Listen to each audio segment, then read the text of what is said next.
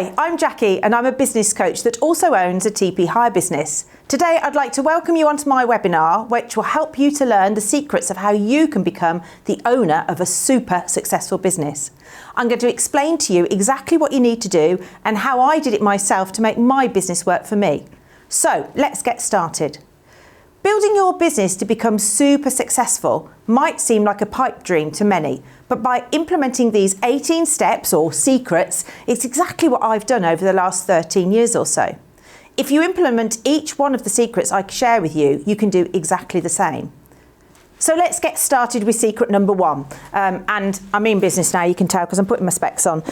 So secret number one, most business owners are not super successful. If you think about how you meet all the business owners in your networking or you see them on LinkedIn or whatever, most of those people are not making lots and lots of money and not having the time off that they wanted. Because when we start our entrepreneurial journey, those are some of the things we want. We have dreams, we have goals, we have aspirations. And I dare say all those people did too. That the problem is that we get so drawn in to everything else that's going on in our business, and what we find out very quickly is that those dreams just get left. They fade, they disappear into the background. So secret number one, the fact that those people aren't super successful means we need to think differently.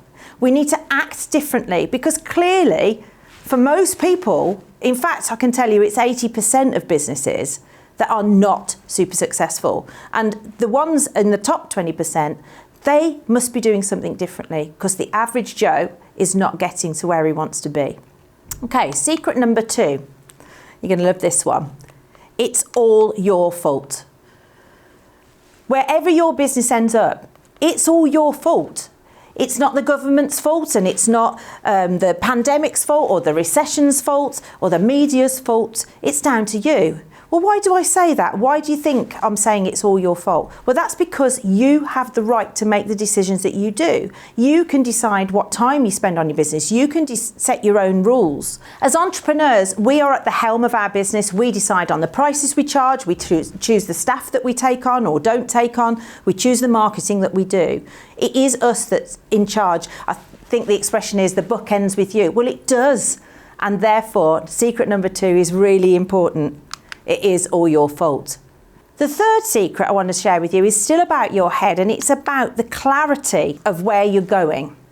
I think it's really important to understand that we don't just allow ourselves to be led. I want you to think of it a little bit like a sat nav. So it needs your current location to get you to, I don't know, Leeds or Sheffield. Whether you're starting from London or Cardiff or Edinburgh or the middle of Wales, it doesn't matter. It will show you the direction. Now, this principle applies to business too, because setting goals is crucial. But the problem is, you've got to recognise where you're going. You need to define what success means to you. It's your call, whether what you want is rapid growth or whether it's things like work-life balance that you value, or financial stability or personal fulfillment. As business owners, we chart our own course, we shape our own ventures, and we decide where we're going to go and when we've reached our type of success, because for every business owner, that is going to be slightly different. The next section starts with number 4, and in this section, we're going to focus completely on your numbers. Now I get it, numbers might not be your thing, but stick with me. I'm going to unravel some of the mysteries and bring you some real clear insight into your finances. Because understanding these secrets, once you've got them, it's like finding buried treasure, because diving into the numbers, we find all sorts of aspects of the business. Most business owners, and remember, most business owners are wrong, they're the ones who don't understand their numbers properly. So diving into our numbers, we're going to uncover some really fascinating aspect of business dynamics. And we're going to focus on 5 crucial figures: 1, 4, 15, 60 and 20. Now these represent the distribution of success with any given industry or geographic area. You see, at the pyramid's peak, there are just 1% of people that are really enjoying super success, and that's what we're aiming for today. There are 4% that are prospering, and they are near the pinnacle. They're also doing very well. The next tier, 15%, they're achieving a comfortable life and they're making good, solid progress, and that's great. However, there is a stark reality as we move down to the next, which is basically the bulk of the pyramid, the 60% majority who face constant financial struggle. They barely manage to meet essential payments like payroll or VAT. And life in this segment is really, really tough.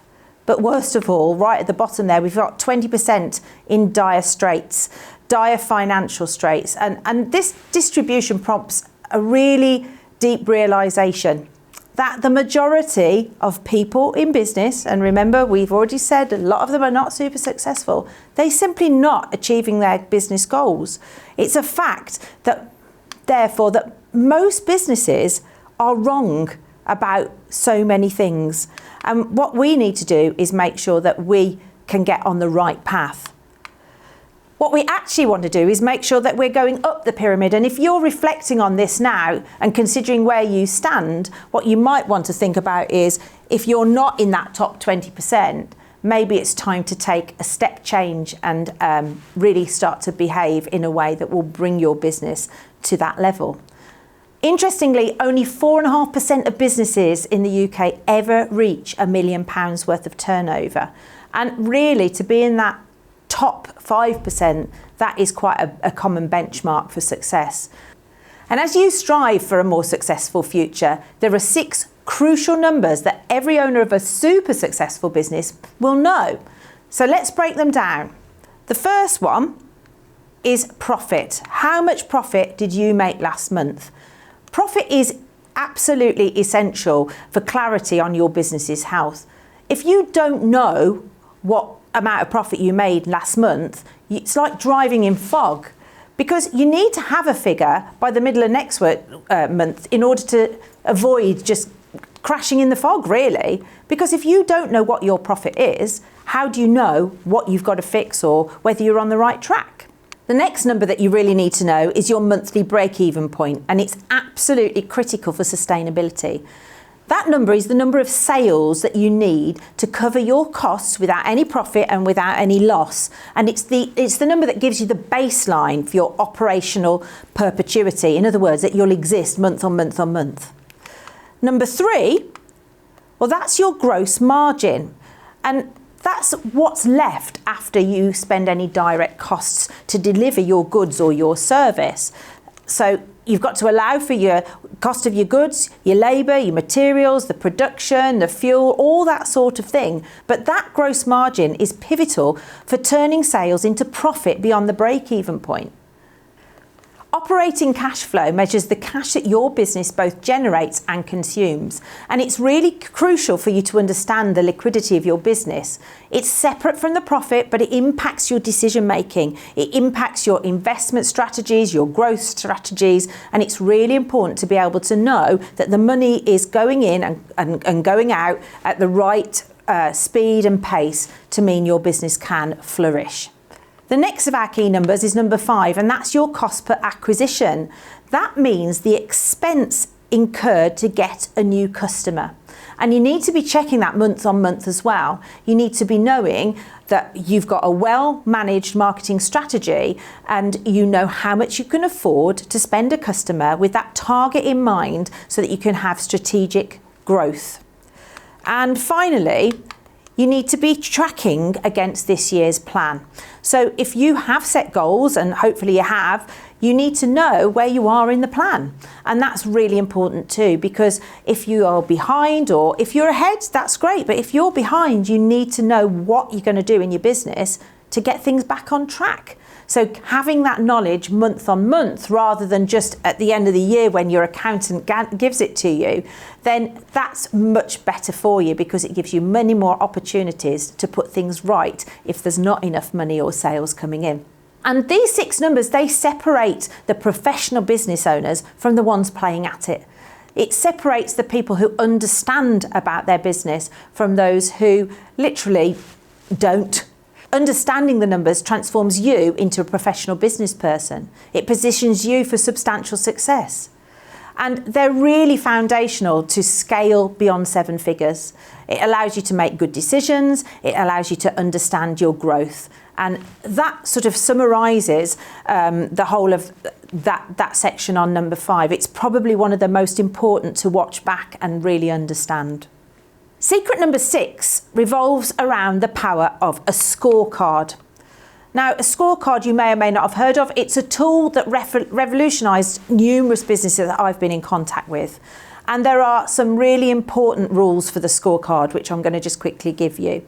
You need to keep it concise, so there's only 4 or 5 numbers in it.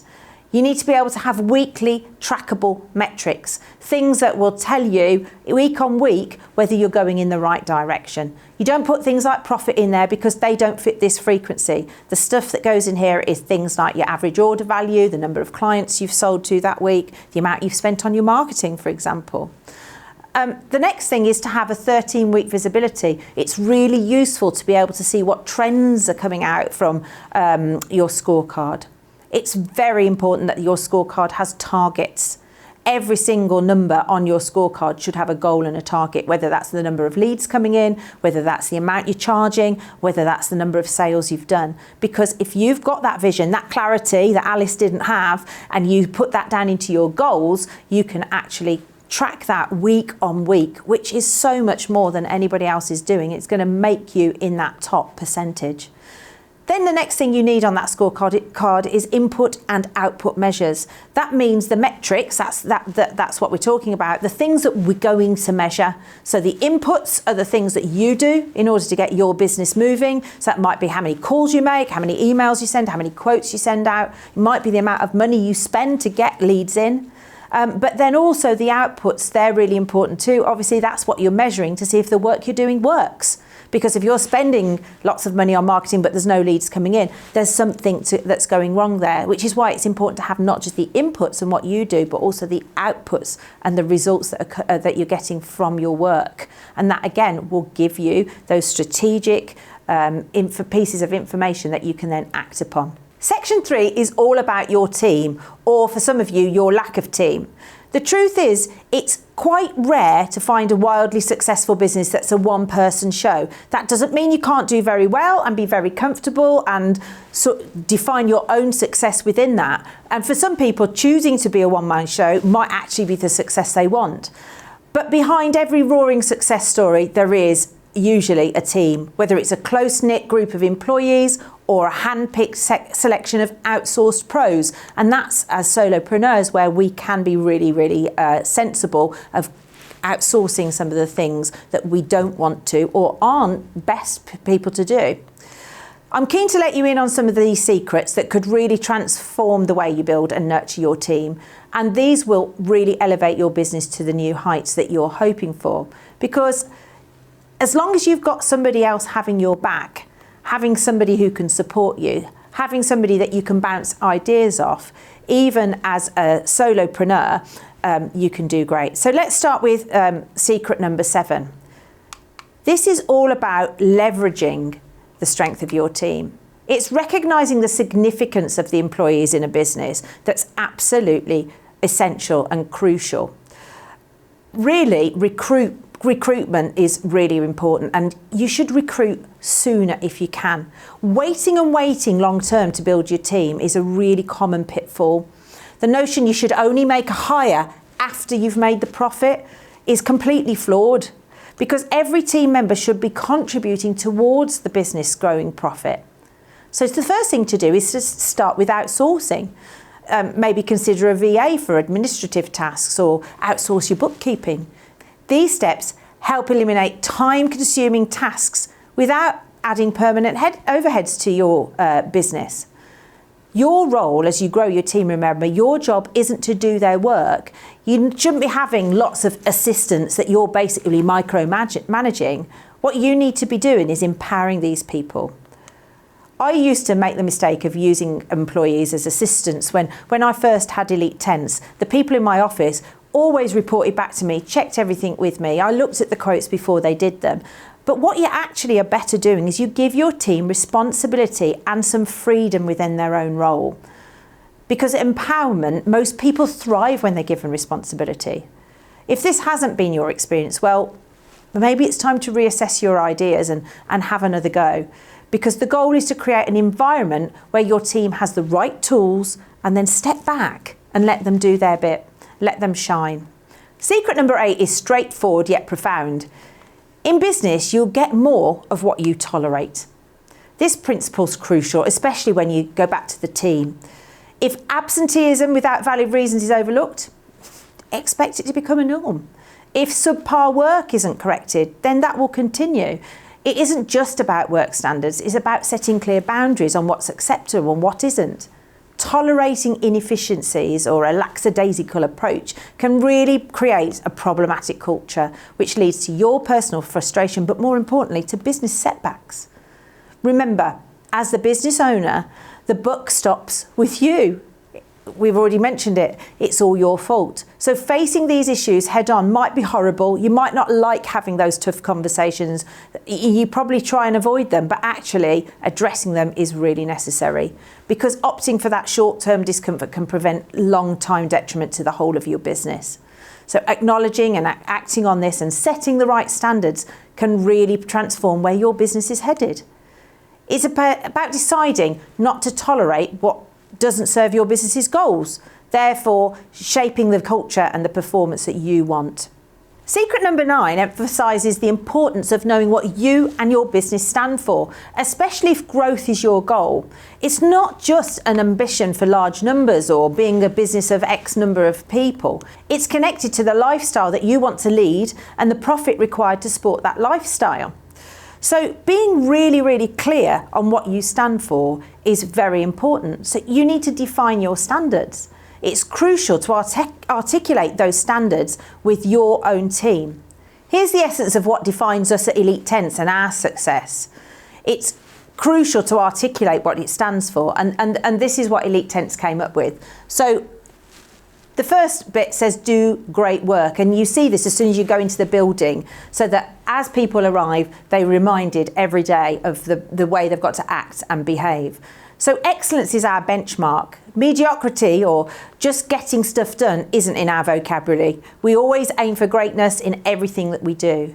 Giver, I like to say poo there, I'm afraid. We maintain a respectful, positive environment, and nobody's allowed to behave unprofessionally towards their fellow colleagues, and certainly not towards our customers. It's about fostering that supportive, collaborative culture where every team member must genuinely care about the clients as much as I did when I started the business, and they must have that passion and commitment and make a real difference.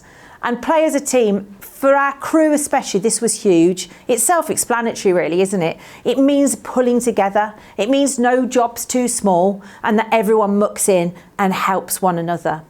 Now, these principles don't solve everything, but they certainly lay a really strong foundation for moving towards our goals. So that's section 3, we're halfway through. And just to go over that one, you need to build your team first, whether that's outsourcing or hiring. You need to not tolerate things if you don't like them, because you get more of what you tolerate. And finally, you need to be absolutely clear about what you stand for. So moving on to secret number 10. The 4th section will get you to be super successful in your marketing, and that's what I'm going to focus on for this little section. The art of attracting and retaining customers is the lifeblood of any business. And let's be honest, marketing has never been more of a challenge than it is today, with choices and options in every single direction. Sometimes navigating this can be really tricky, but I'm going to try and guide you through some things to ensure that you're equipped to make the choices that not only resonate with your audience, but also to help you grow. So secret number 10 is about grasping the reins and taking control in today's complex marketing landscape. The 21st century means that traditional marketing avenues like yellow pages and back in the day local newspapers, they've long gone. They've been replaced by the digital realm's vast expanse. And this shift means that you need some specialised knowledge, whether that's Google or Facebook, TikTok or LinkedIn, or even using direct mail. Marketing now requires a good understanding of these platforms to stand out amidst all the competition that's also battling for your customers' attention. And this challenge has been escalated because if you don't have the right words, if you don't do it properly, it means that you are not going to stand out. In other words, you have to do it properly. You need to be really effective in what you're doing. You need to get hold of the right knowledge and do the right things to stand out in your market. But whatever you do, you get to decide. So you need to decide whether you're going to take up the mantle and actually market properly. Because having the badge of, oh, I don't do any marketing, that's actually not a badge of a super successful business owner. Secret number 11 dives into a phenomenon we've dubbed the Bananarama syndrome, inspired by the iconic girl band, which I am old enough to remember, who only second in success to Spice Girls. Now, Bananarama syndrome, as I call it, captures a common pitfall in the realm of small and medium-sized business marketing, which is all about execution. Look it up on Spotify. It ain't what you do, it's the way that you do it. That was their 1983 hit back in the day with Fun Boy 3. And it isn't just catchy, it's actually profoundly relevant to today's marketing strategies. Have you ever tried a Facebook ad and it's got lackluster results? That's Bananarama syndrome at work. The issue probably wasn't the tool, it isn't the Facebook ads, it's how it's been used. And this principle holds true across all the marketing. The effectiveness of a strategy isn't just about what you do, but how you do it, thoughtfully and skillfully. Overcoming Bananarama syndrome means refining your approach so that you ensure your marketing not only reaches your audience, but absolutely resonates with them, which will turn potential into success. Secret number 12 is a real challenge. It's the leaky bucket syndrome. If you've got a leaky bucket, you can imagine the frustration of a bucket full of holes, much like many businesses struggle with their marketing efforts. Because despite receiving ample leads and getting those people inquiring off Facebook or Google, whatever it is, the issue often isn't in the quantity, but in the management of the conversion. There's an absolute misconception in businesses is that they need more leads all the time. But actually, many of them have already got enough leads. And all they need to do significantly to increase their sales and their customer numbers is to nurture and to convert those leads effectively. And this can be done really effectively, often without any additional costs other than somebody picking up the phone or sending those emails or being a little bit more persistent to engage with the customers that have already inquired with you. We're now going to move on to section 5, and we're going to think of the essence of your business here, its core, its structure, and how it operates. Trust me, this will become really clear. It does sound a little bit airy-fairy. So secret number 13 is about seizing the power to craft a better future, because we're over halfway through now, and you might be starting to think, yeah, but I've already got all this stuff in place, I've already done all this, I don't know where to start. And actually this C.S. Lewis quote is really interesting, because you're right, we can't alter the past actions, but we do hold the capacity to start from where we stand today and decide that our story is in fact going to be different. It's about transitioning from our current state to a more prosperous one, marked by increased profit and better cash flow and the freedom to live as we choose, building that lifestyle that reflects what we really, really want. But this journey does mean we need a shift in mindset, and we need to embrace new things, and we need to make informed decisions, and we need to start acting in a way that will propel us forward, which means we need to examine our existing business operations and how we do things now. We need to start here, now, today, look at the business as if we're an investor up in the helicopter and be ruthlessly truthful about where it works and where it doesn't.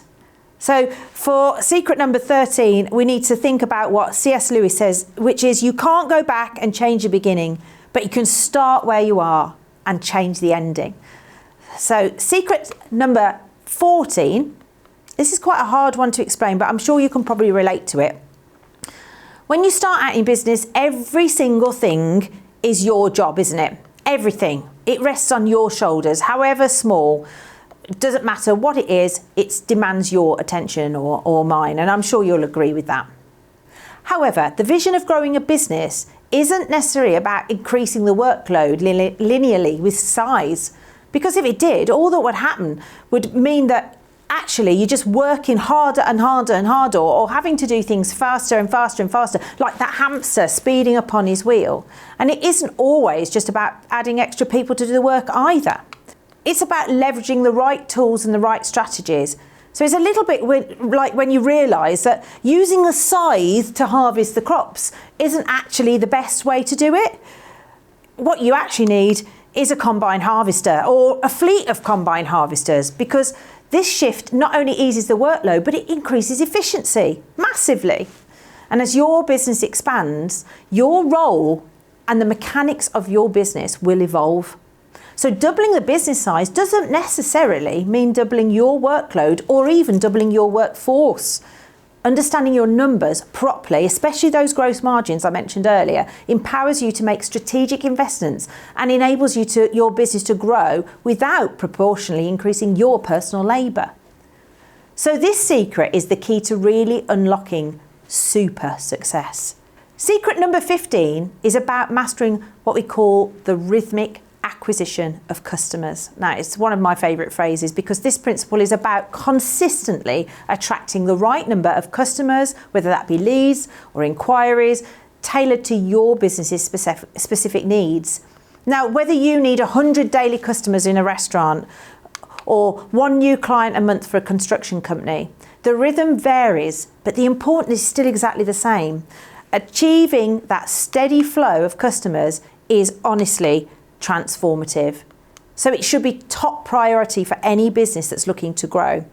The disparity highlights the impact of establishing a consistent customer acquisition strategy, but nailing this rhythmic customer acquisition, it isn't just a strategy, it's a game changer because it will help you to grow. And for the final part of our 18 secrets, we're going to look at your role, your day-to-day contributions. What you dedicate your hours to in your business could hold a few unexpected revelations, because actually it's about discovering the impact of your actions and possibly reshaping your focus so your focus actually aligns closely with your goals. Because it may be that actually what you discover is what you're doing isn't going towards those things. So secret number 16 is all about escaping the trap of the day-to-day minutiae. It's easy as business owners to get caught up in every single little task, thinking that you're the only one that can do it and you're the only one who can do it right.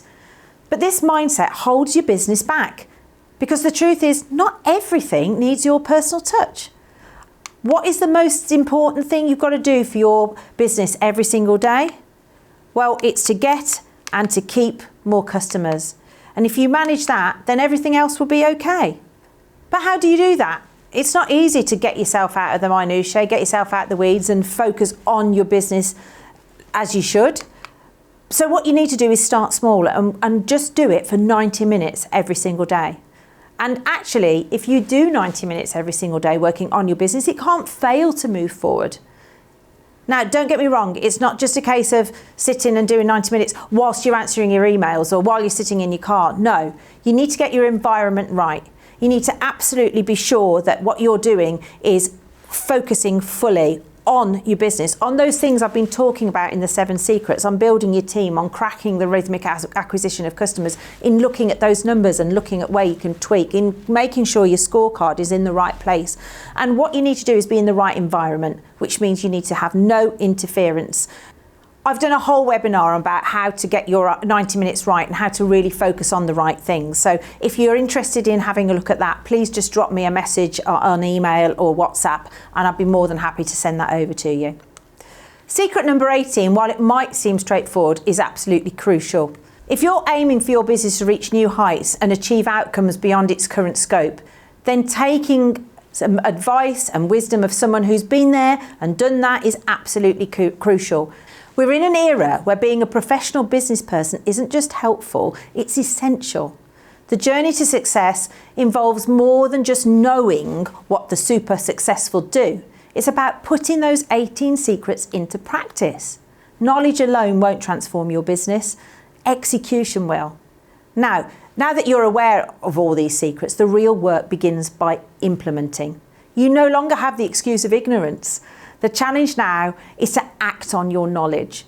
Getting the right support and the accountability isn't just advice, it's a strategy to elevate your business. and it'll take you way beyond the ordinary. It's about taking those proper, concrete steps to apply what other successful business owners know and do.